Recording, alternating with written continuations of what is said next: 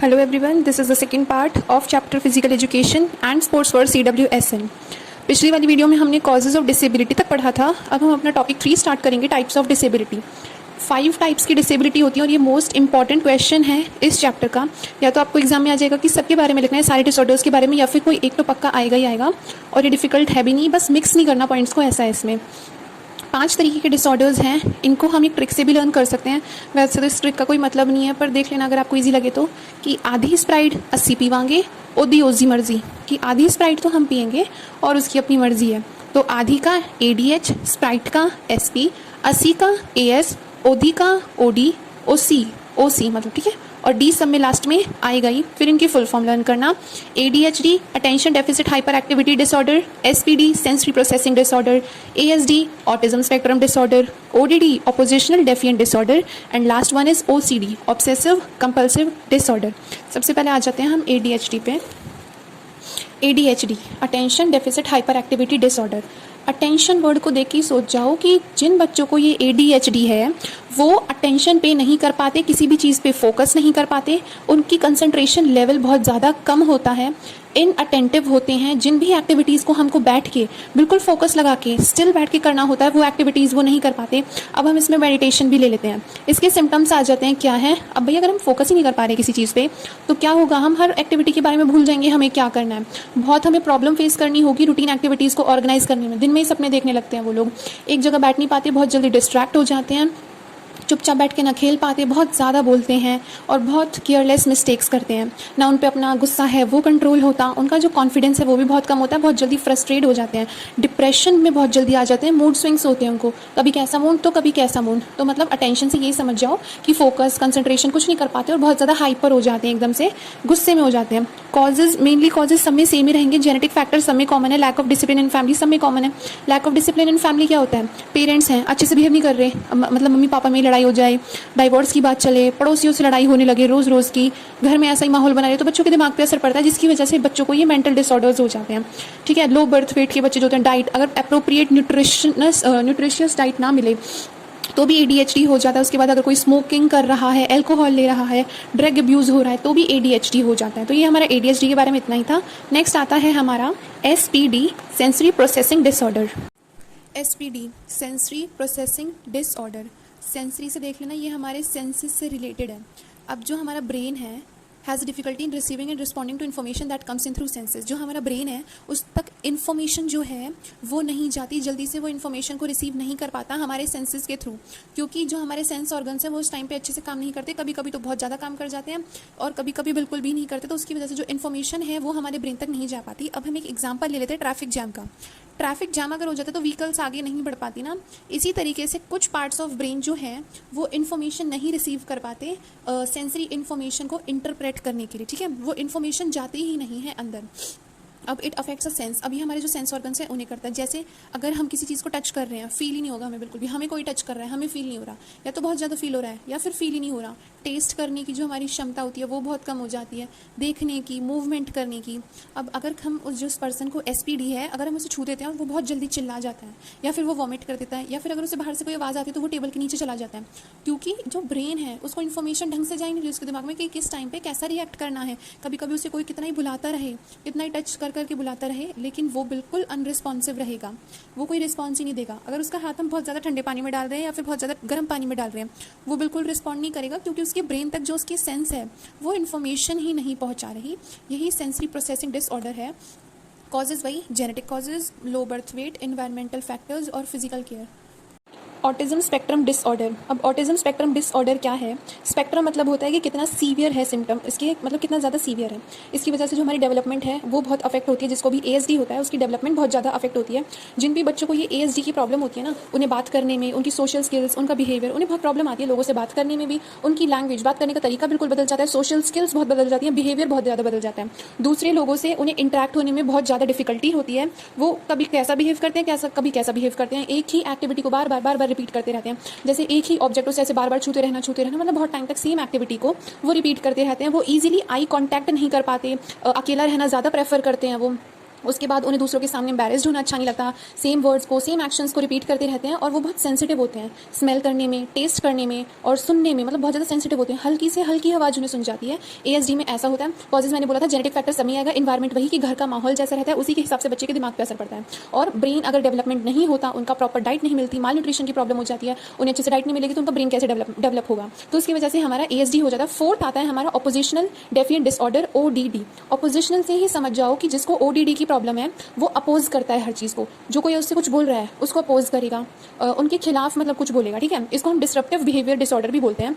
जिन बच्चों को ये वाला डिसऑर्डर होता है वो क्या करते हैं, डिस्टर्ब करते हैं, जो भी लोग उनके आसपास रहते हैं उन्हें बहुत ज़्यादा परेशान करते हैं। ज़्यादातर जो ये ओडीडी है ना, ये बच्चों में और एडोलेसेंट्स में पाया जाता है। बहुत डिसओबीडियंट बिहेवियर वो लोग करते हैं, दूसरे के साथ आर्ग्यू करते हैं, ऐसे लगता है उन्हें जैसे सभी उनके दुश्मन हो, ठीक है। उनसे कोई कुछ काम करने की बोलता है तो वो रिफ्यूज़ कर देते हैं, उन पर अपना गुस्सा कंट्रोल नहीं होता। जब उन्हें बहुत ज़्यादा वो थके हुए होते हैं या फिर उन्हें बहुत ज़्यादा भूख लग रही होती है या स्ट्रेस या टेंशन डिप्रेशन में होते हैं, तो क्या होता है अपने पेरेंट्स से भी फालतू बोल जाते हैं। तो अपोजिशनल मतलब अपोज करना, जो कोई कुछ कह रहा है उसका अपोजिट करना, किसी की बातें ना मानना। तो अपोजिशनल से हमें समझ आई गया, दूसरों को परेशान करते हैं, अपसेट कर देते हैं, अपनी गलती का ब्लेम जो है वो दूसरों पर डाल देते हैं और इसलिए उनकी जल्दी से कोई फ्रेंड भी नहीं बनता। अब दूसरों को अनॉय करेंगे वो और दूसरों पे ब्लेम डाल देंगे तो क्यों उनका कोई फ्रेंड बनेगा, तो उनके फ्रेंड भी इजीली नहीं बनते और बिहेवियर में बहुत ज़्यादा नेगेटिविटी होती है उनके में।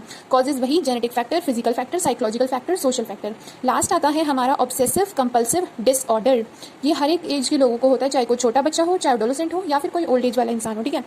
ऑब्सेसिव कंपल्सिव डिसऑर्डर सबको होता है। ऑब्सेसिव ऑब्सेशंस मतलब होता है डिस्टर्बिंग थॉट्स जो होते हैं, इंसान के अंदर बार बार कोई थॉट आई जा रहा है जिससे वो मतलब जिसको वो बाहर निकालना चाहता है, इसलिए वो कुछ कंपल्शंस मतलब रिचुअल्स उस थॉट को बाहर निकालने के लिए कुछ चीज़ करता है, बार बार वही चीज़ करता है जिसकी वजह से उसके दिमाग में से वो चीज़ निकल जाए, ठीक है। तो ये एक मेंटल डिसऑर्डर है जिसमें अनवांटेड थॉट दिमाग में आते रहते हैं, बार उस इंसान के दिमाग में वही चीज़ आती रहती है। जैसे हम ये ले लेते हैं कि किसी को लग रहा है कि भाई अगर मैं इस चीज़ में जर्म्स है, इसमें भी जर्म्स है, हर चीज़ में जर्म्स है, तो वो क्या करेगा, बार अपने हाथ को धोता रहेगा, ठीक है, बार अपने हाथ को धोगा क्योंकि उसे ये लग रहा है कि हर चीज़ में जर्म्स है। तो उस अनवांटेड थॉट को दिमाग में से निकालने के लिए वो अगेन एंड अगेन एक एक्टिविटी को रिपीट करे जा रहा है, उसे बोलते हैं हम ऑब्सेसिव कंपल्सिव डिसऑर्डर। जिस पर्सन में ओएसडी होता है उसे ये तो पता होती है कि जो उसको थॉट आ रही है वो अनरीजनेबल है, उनका कोई रीज़न नहीं है, कोई मतलब नहीं बनता, लेकिन जब तक वो कोई एक्टिविटी ना करें बार उस थॉट को बाहर निकालने के लिए, अगर वो नहीं करेंगे तो स्ट्रेस एंजाइटी उनके अंदर आ जाएगी, इसलिए वो बार इन चीज़ों को परफॉर्म करते हैं। अब कुछ ऑब्सेशंस और कंपल्शंस हमें बताए हैं कि वो इंसान है, उसे लगता है कि मेरे जो लव्ड वंस हैं मैं उनको हार्म ना कर दूं, हर चीज़ में जर्म्स है, उसे जर्म्स का बहुत डर होता है, उसे गंदे होने का बहुत डर लगता है कि मैं गंदा ना हो जाऊं, मेरे से कोई मिस्टेक ना हो जाए, लोगों पे बहुत ज़्यादा डाउट करता है वो। तो उन चीज़ों के लिए क्या करता है, वो बार नहाता है, अपनी हैंड वॉश करता है, बहुत ज़्यादा प्रेयर करता रहता है, बहुत देर तक बैठा प्रेयर करता रहता है, हर चीज़ को बार बार चेक करता रहता है, उसके बाद एक ही वर्ड को बार रिपीट करता रहता है। इसके कॉजेज में हल्का सा अलग लिखेंगे हम, इसमें यह कि इसका एग्जैक्ट कॉज तो पता चला नहीं है, लेकिन जो रिसर्च स्टडीज़ हैं उन्होंने सजेस्ट किया है कि एक केमिकल है सेरोटिन नाम का, ठीक है। सेरोटिन नाम का एक केमिकल है ब्रेन में जो एक पार्ट ऑफ ब्रेन से दूसरे पार्ट मतलब एक पार्ट से दूसरे पार्ट में इन्फॉर्मेशन सेंड करता है, और जब उस सेरोटिन केमिकल की इनसफिशियंसी होती है तो उसकी वजह से ये ऑब्सेसिव कंपल्सिव डिसऑर्डर आ जाता है। So this is all about these disorder. ये वाला क्वेश्चन हमें बहुत अच्छे से करके जाना है क्योंकि इसमें से 95 या 96% क्वेश्चन जरूर आएगा, तो ये वाला क्वेश्चन जरूर अच्छे से करके जाना है। या तो सारे पूछ लेंगे या फिर कोई एक डिसऑर्डर पूछ लेंगे इनमें से कि इसके बारे में लिखो। कॉजेज ज़्यादातर सेम ही है, genetic, physical, psychological factor, social factor, brain development, ये सब। नेक्स्ट हमारा टॉपिक 4 आता है डिसेबिलिटी एटिक्वेट्स। अब एटिक्वेट्स क्या होते हैं, जो चिल्ड्रन विद स्पेशल नीड्स हैं, कोई ब्लाइंड है, कोई हैंडीकैप है, किसी को फिजिकल डिसेबिलिटी है, तो जो भी ये लोग हैं इनके साथ अगर हम मिल रहे हैं तो कुछ गाइडलाइंस हमें दी गई हैं, बहुत इजी नॉर्मल बेसिक चीज़ें हैं कि हमें पता होनी चाहिए कि अगर हम किसी से मिल रहे हैं तो हमें उनके साथ कैसा बिहेव करना चाहिए। तो सबसे पहले आता है कभी भी ये एज्यूम मत करो उन्हें देख के कि उसे हेल्प की नीड है, हमेशा उन्हें ऐसा ट्रीट करो कि उन्हें लगे हाँ वो इंडिपेंडेंट है, वो सब कुछ एक नॉर्मल इंसान की तरह कर सकते हैं। फिजिकल कांटेक्ट नहीं करना, उनके किसी भी बॉडी पार्ट को टच नहीं करना हमें बिल्कुल भी, उन्हें बहुत एम्बैरेस फील होता है। उनसे हमेशा डायरेक्टली बात करो, ना कि उनके दोस्त से, ये नहीं कि उनके दोस्त से पूछो इनके साथ ऐसा क्यों हुआ, कैसे हुआ और कैसे हैं, और उनसे खुद से बात ना करो, तो उससे खुद से बात करो जो पर्सन डिसेबल है। उसके बाद हमेशा पर्सन वर्ड जो है उसे स्टार्टिंग में रखो, उसके बाद कुछ लगाओ, ठीक है। Person should be kept at first, जैसे कि डिसेबल्ड पर्सन नहीं, person with disability, blind person नहीं, person who are blind, deaf person नहीं, पर्सन हु आर डेफ। तो हमेशा पर्सन वर्ड को हमें फर्स्ट पे रखना है। अगर हम उन्हें इंट्रोड्यूस कर रहे हैं तो हम हैंडशेक कर सकते हैं, वो एप्रोप्रिएट है, ठीक है। अगर हम किसी ब्लाइंड पर्सन से मिल रहे हैं तो सबसे पहले अपने आप को इंट्रोड्यूस करना है। कभी भी कोई व्हील चेयर पे या चेयर पे बैठा तो कभी भी लटको मत उसकी चेयर पे, वो उसकी बॉडी का ही पार्ट है, ये समझो वो उसके बॉडी का पार्ट है, तो कभी भी उसे टच मत करो या फिर उस पर लटको मत। हमेशा उन्हें बहुत ध्यान से अटेंटिवली सुनो, उन्हें एक्स्ट्रा टाइम दो अपनी बात को कंप्लीट करने का, बीच में उन्हें कभी भी टोकना नहीं चाहिए। उसके बाद अगर कोई व्हील चेयर पर बैठा है तो ये नहीं हम खड़े होकर बात करें, उसके आई लेवल पर आके हमें बात करनी चाहिए। अगर तुम जा रही हो अब उससे तो उनसे बोलो गुड बाय, हम जा रहे हैं, अगर आपको कुछ चाहिए तो बताना, फिर आप वहाँ से लीव करो। उसके बाद उनसे कभी भी पर्सनल क्वेश्चन मत पूछो, हाई पिच में कभी भी बात नहीं करनी, नॉर्मल टोन ऑफ वॉइस में ही बात करनी होती है। नेक्स्ट आता है टॉपिक 5 कि फिजिकल एक्टिविटीज़ की क्या एडवांटेजेस हैं चिल्ड्रन विद स्पेशल नीड्स के लिए। अब ये फिजिकल एक्टिविटीज़ कराई जाती हैं ये चिल्ड्रन विद स्पेशल नीड्स को, कि क्या ज़रूरत है इनकी। तो बहुत सारी स्टडीज़ ने ये रिवील किया है कि फिजिकल एक्टिविटीज़ की वजह से जो फंक्शनल स्टेटस होता है और क्वालिटी ऑफ लाइफ रहती है इन CWSN की, वो बहुत ज़्यादा इंप्रूव हो जाती है। इनकी फिजिकल इंप्रूवमेंट होती है, मेंटल इंप्रूवमेंट होती है। फिजिकल इंप्रूवमेंट कैसे? फिजिकली फिट होते हैं। अगर अब जैसे ये फिजिकल एक्टिविटी नहीं करेंगे तो ओबेसिटी की प्रॉब्लम भी हो सकती है इनको। अगर ये हर टाइम इनएक्टिव रहेंगे तो फिजिकल एक्टिविटीज़ की वजह से ओबेसिटी की प्रॉब्लम भी दूर हो जाती है। फ्लेक्सिबिलिटी, स्ट्रेंथ इनकी बढ़ती है, इंड्योरेंस बढ़ता है, इम्यूनिटी इनकी अच्छे से बढ़ती है, कार्डियोवैस्कुलर एफिशिएंसी अच्छी हो जाती है इनकी, ठीक है। हेल्थियर बोन डेंसिटी हो जाती है, ओवरऑल फिटनेस बहुत अच्छी हो जाती है। मेंटल इंप्रूवमेंट भी होती है इसके साथ साथ। इनकी ये नहीं सिर्फ फिजिकली होती है, उसके बाद इनका सेल्फ कॉन्फिडेंस बहुत बढ़ता है। जब ये अपने जैसे लोगों को देखते हैं फिर उन्हें लगता है नहीं, हम अकेले ही थोड़ी इन प्रॉब्लम को फेस करें, इतने सारे लोग हैं, चलो कुछ किया जाए, हम भी कुछ कर सकते हैं। इनमें ये अंदर से कॉन्फिडेंस आता है, इनका स्ट्रेस लेवल कम हो जाता है, एंजाइटी, डिप्रेशन सब कुछ कम हो जाता है इनका। सोशल इंटरेक्शन बढ़ता है। अभी फिजिकल एक्टिविटीज उन सबके साथ करते हैं तो सोशली सबके साथ इंटरेक्ट होते हैं ना।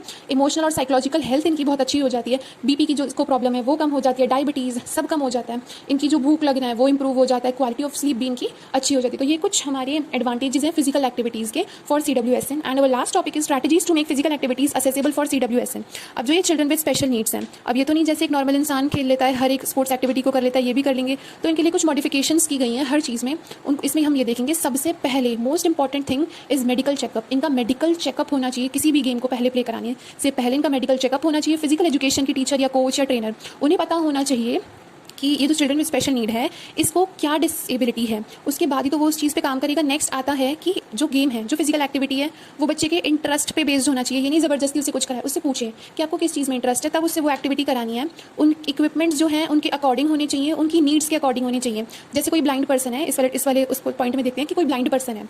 अब उनकी जो सुनने की क्षमता होती है ना वो बहुत अच्छी होती है। तो उस बॉल के अंदर कोई बेल्स वगैरह हम डाल दें कि अगर उसके पास आ रही है तो वो सुन के उसे कैच कर ले। और जिसको थोड़ा बहुत कम दिखता है, आई साइट बहुत कम जैसे होती है, तो ब्राइट कलर की बॉल यूज़ करनी चाहिए। बॉल को यार्न के साथ टाई कर देना चाहिए कि बॉल खुद उनके पास वापस आ जाए। तो ऐसे इक्विपमेंट्स को हमें उनकी नीड के अकॉर्डिंग मॉडिफाई करना है। नेक्स्ट आता है स्पेसिफिक इन्वायरमेंट उन्हें प्रोवाइड कराना चाहिए।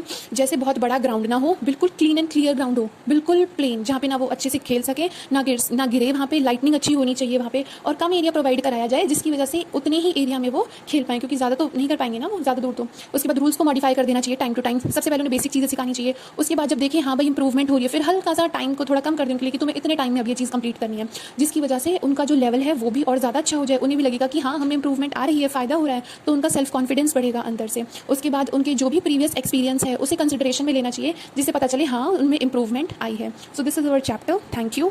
ये कुछ क्वेश्चंस हैं, टेस्ट योरसेल्फ, ये 3 क्वेश्चंस को करके देखना and comment your answers also. Thank you and have a nice day.